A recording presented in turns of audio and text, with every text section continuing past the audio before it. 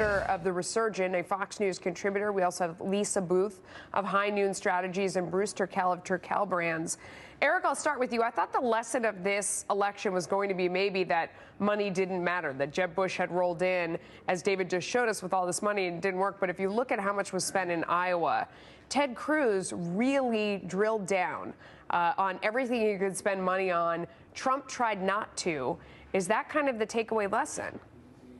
I think the big takeaway here is that the fundamental rules of politics still apply. Ground game, micro-targeting, finding voters, identifying them, seeing what persuades them, getting them to the polls based on the message that persuades them. Those are all the things Ted Cruz did. In the weekend before the Iowa caucuses, remember, Donald Trump took to Twitter and laughed at his opponents for spending money on internal polling, saying the media already does the polling. Internal polling is done for a reason. It's highly accurate and pinpoints those voters who can be persuaded. Bruce, I mean, is that the lesson, and is he going to have to spend from here forward? Because everybody complains about the amount of free media that Donald Trump has gotten by driving ratings, so people put him on.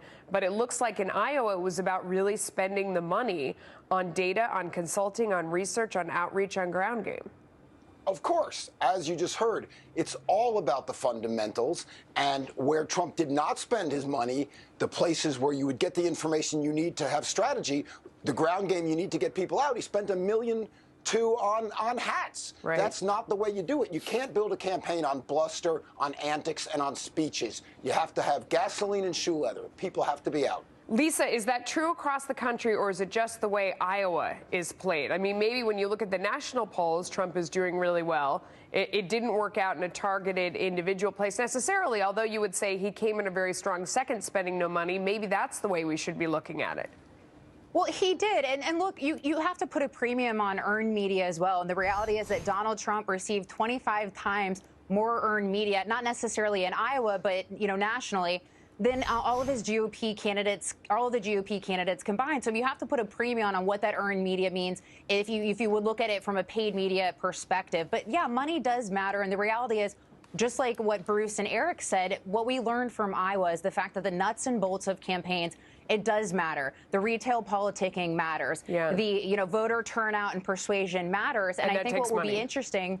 Exactly. Yeah. And I think what will be interesting is heading into New Hampshire to see what happens to Donald Trump's lead there and to see if he faces a similar fate as he did in Iowa. And then there were three, a strong third-place finish for Marco Rubio in Iowa, the Florida senator beating expectations and almost taking out Donald Trump with just 1 percentage point between them. And he is bringing the momentum to New Hampshire. Bruce Turkel, what advice would you give him right now, Marco Rubio? Because Iowa's a very different place. I mean, he came in third, but it's unclear if he's going to bring that to New Hampshire. As a marketing expert, what advice would you give Marco? Marco has to pick a lane. He's done really well at being a chameleon and kind of changing who he was based on what he thought would matter. But at this point, he has the opportunity to be the establishment character. Now, up till now, you've heard from Trump and the others that you don't want establishment, that everybody wants something different. Everyone is mad. But you look at the numbers and all of a sudden you realize he has that opportunity. He's been playing this young kid. Did you know he's only 5 months younger than Cruz? He's got to now stand up, say, here's who I am, and I am the choice for Republicans around the country. I'm not sure he'll do it, by the way, but that's what it takes. Eric, you agree with that?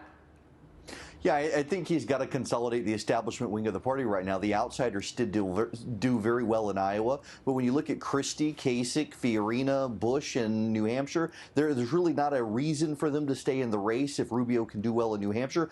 Interestingly enough, if someone else does well there, and Kasich right now, it looks like in polling averages, is ahead of Rubio, the establishment wing could prolong this thing and keep themselves from consolidating as Cruz pivots to the south. Before we even get to Florida, we're going to have Texas and Georgia, where Cruz has huge operations. Yeah, maybe it's up to Jeb Bush for the good of the party to stop shooting down Marco Rubio and the others if he doesn't have a chance himself. I mean, it's something to see. Thanks to all three of you. Appreciate it. David. Rubio should hire Turkel. Turkel has some good advice for him. Meanwhile, Yahoo is out.